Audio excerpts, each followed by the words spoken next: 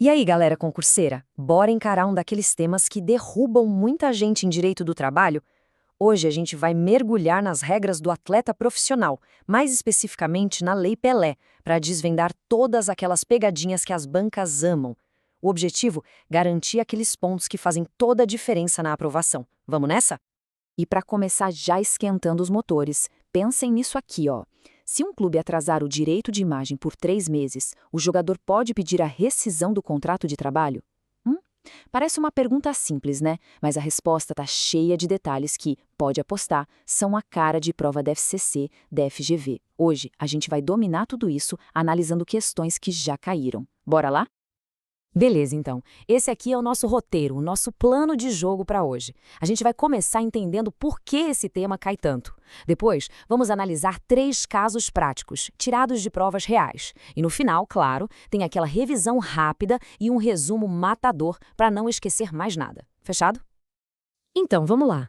Por que raios as bancas gostam tanto desse assunto? É simples, gente. A legislação do atleta, principalmente a Lei Pelé, é um universo à parte. Ela está cheia de regras específicas, de valores, de prazos, de exceções.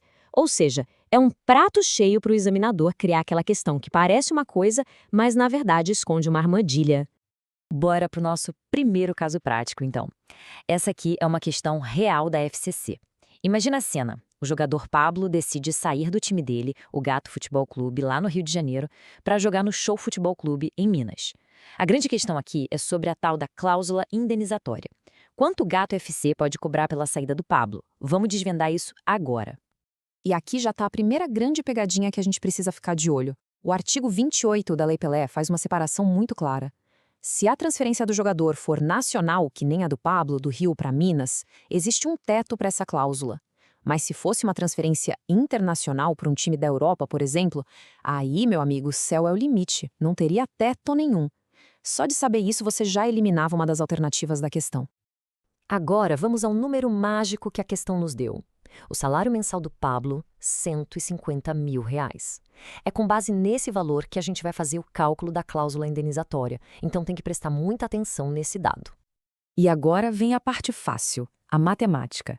A gente pega o salário, que é 150 mil, e multiplica pelo limite que a lei dá para a transferência nacional, que é de 2.000 vezes. 150 mil vezes 2.000 dá 300 milhões de reais. Era exatamente esse o valor que estava em uma das afirmativas, o item 2, ou seja, estava corretíssimo. A conta é simples, o difícil é lembrar da regra na hora da prova, né? Para a gente fechar o caso do Pablo, a questão ainda trazia outro ponto fundamental do artigo 28, a responsabilidade solidária. O que isso quer dizer? Que não é só o Pablo que tem que pagar a multa, não. O novo clube dele, o Show Futebol Clube, também é responsável, junto com ele, pelo pagamento dessa bolada.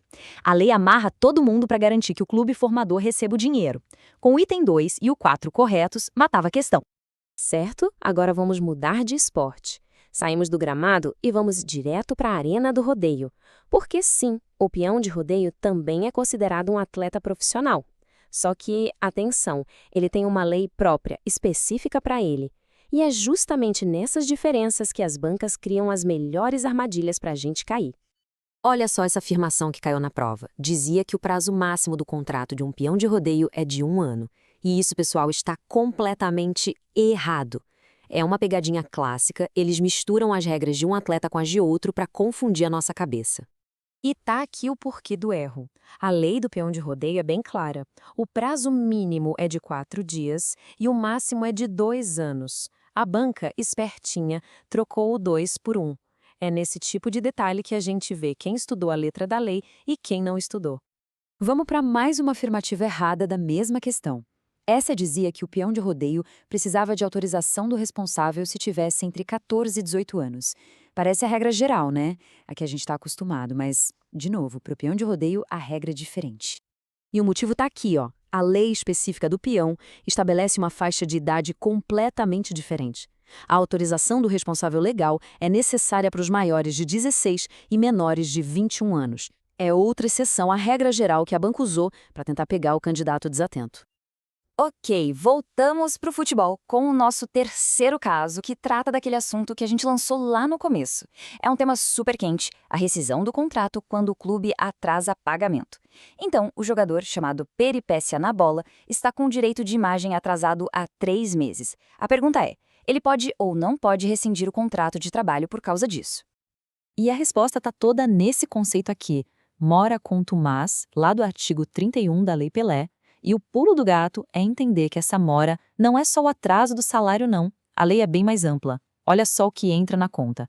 Atraso no pagamento do direito de imagem, falta de recolhimento do FGTS e também das contribuições previdenciárias. Qualquer uma dessas coisas, por 3 meses ou mais, já caracteriza a mora. Tá. E na prática, o que acontece quando o clube entra nessa mora quanto mais?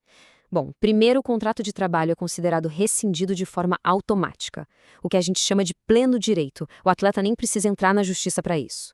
Segundo, ele fica com o passe livre na mão, pode negociar com qualquer outro clube do Brasil ou de fora.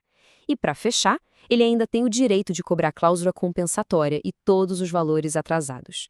É uma consequência bem pesada para o clube, né? Agora, uma dica de estratégia de prova.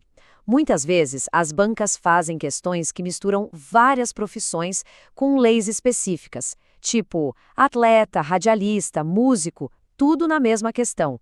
Mesmo que a gente não domine todas as outras, saber bem as regras do atleta profissional já ajuda a acertar a questão por eliminação.